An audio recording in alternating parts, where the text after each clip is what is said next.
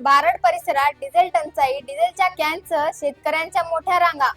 मुदखेड बारड परिसरात सध्या डिझेलची तीव्र कमतरता निर्माण झाली असून शेतकरी अक्षरशः हवालदिल झाले आहेत. पेरणीपूर्व शेतीची कामे सुरू असताना डिझेल मिळत नसल्याने शेतकऱ्यांमध्ये संतापाचे वातावरण निर्माण झाले आहे. बारड येथील साई पेट्रोलियम पंपावर डिझेल घेण्यासाठी शेतकऱ्यांनी कॅन हातात घेऊन मोठ्या संख्येने रांगा लावल्या आहेत. सकाळपासूनच ट्रॅक्टर, दुचाकी व वाहनासोबत शेतकरी डिझेलच्या कॅनसह ताटकळत उभे असल्याचे चित्र पाहायला मिळत आहे. अनेक शेतकऱ्यांना तासनतास प्रतीक्षा करूनही पुरेसे डिझेल मिळत नसल्याने नाराजी वाढत आहेत.